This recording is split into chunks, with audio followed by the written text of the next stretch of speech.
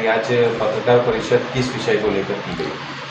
पत्रकार परिषद का विषय आज ये है कि मैं वार्ड नंबर 2 से इंशाल्लाह लड़ने वाला इलेक्शन, और इस विषय के बात करने के लिए आप लोगों से इस पत्रकार परिषद को बुलाया गया है। तो जिस तरह से वार्ड नंबर 2 में इतना लेट दावेदारी क्यों करें, क्योंकि जो इलेक्शन लड़ने वाला होता है वो काफ़ी पहले से अपनी उम्मीदवारी या कुछ काम बताता है, तो आपने कुछ ऐसा किया है? दावेदारी लेट नहीं है भाई, ये लेट आपको लग रहा है। दावेदारी तो हमने बहुत पहले कर दी थी और हम फील्ड पे काम भी कर रहे थे। बस ये है कि अब फॉर्म, जब हमने पार्टी से फॉर्म मांगा है, फॉर्म भरा है, अब हम एक पत्रकार परिषद इसलिए कर रहे हैं कि ताकि लोगों को पता चल जाए कि हम भी मैदान में उतर गए हैं।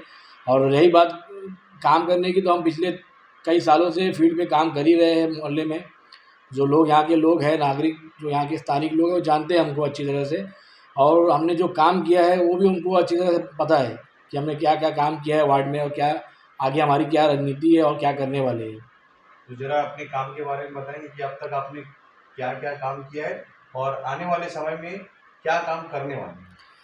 अभी फ़िलहाल हमने जो अब तक जो काम किए हैं, हमने कई मेडिकल कैंप किए हैं वार्ड में, और जो हमारे वार्ड में जो हर जगह कचरा कुंडी बहुत ज़्यादा, कि आपको भी पता है, ये बाला कंपाउंड, सैयद कंपाउंड, ये आसिफ कंपाउंड, मुश्ताक कंपाउंड, जो पटेल नगर, ये सब जगह कचरा कुंडी बहुत ज़्यादा ही फैली थी। हर जगह रोड पे लोग कचरा फेंकते थे, तो हमने एक एक करके तमाम कचरा कुंडी को बंद करा के और लोगों में एक जागरूकता फैलाई है कि आप कचरा रोड पे ना फेंक के, जो घंटा गाड़ी आती है उसका टाइमिंग एक सेट किया गया है।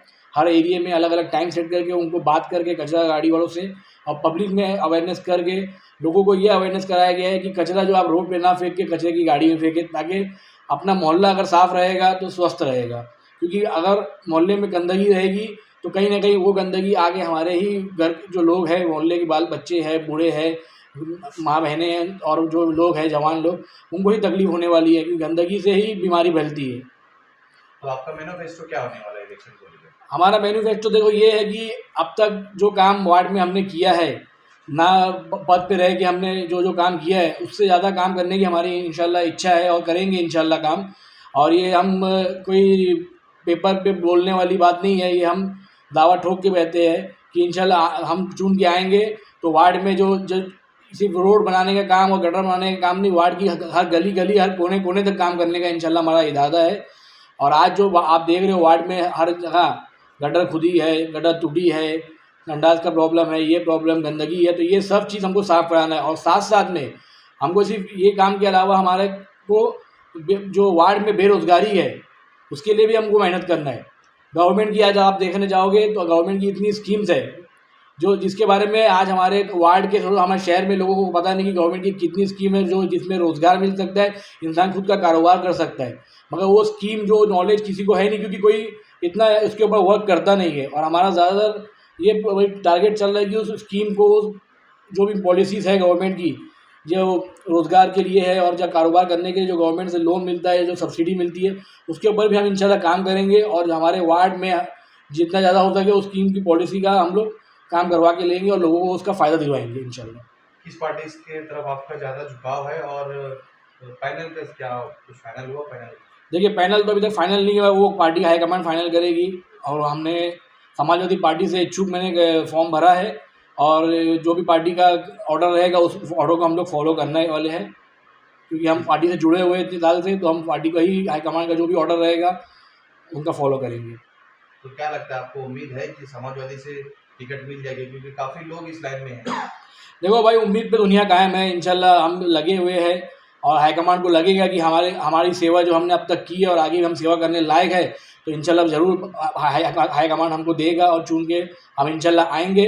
और फिर जैसे हमने वादा किया है, जैसे बोला और जैसे हमने अब तक काम करते आए हैं वार्ड में, इंशाल्लाह उससे ज़्यादा स्पीड में हम काम करेंगे और उससे ज़्यादा ताकत से हम अपना मेहनत करके वार्ड की तरक्की करेंगे। जिस तरह से माझी नगर सेवक या कॉरपोरेशन हो गया, वहाँ पे फंड नहीं रहता है अधिकतर करके, तो आप अगर कॉरपोरेटर बनते हैं तो क्या आप किस तरह से ऐसा कुछ क्या करेंगे जो फंड लेके आ जाएंगे वहाँ पे? देखिए, फ़ंड लाने का अलग अलग तरीका होता है। जगह मान लो म्यूनसिपल कॉर्पोरेशन में फ़ंड नहीं है तो आमदार साहब है, खासदार साहब है, ये दो भी बड़े बड़े लोग हैं हमारे शहर में, जो उनसे भी हम फंड ला के अपना काम करा सकते हैं। अभी आप मान लो, आप पिछले देख लो 3 साल से कॉर्पोरेशन ख़त्म हो चुका है, मगर शहर में काम हो रहे हैं, क्यों हो रहे हैं? क्योंकि खासदार और आमदार के फंड से काम हो रहा है, तो उनसे वैसे भी फंड लाके आदमी काम कर सकता है। और रही बात, अगर आपके अंदर काबिलियत है और आप कर सकते हो, आपको मालूमात है, नॉलेज है, तो आप कॉर्पोरेशन से भी फंड ला सकते हो और कॉर्पोरेशन से भी काम करा सकते हो।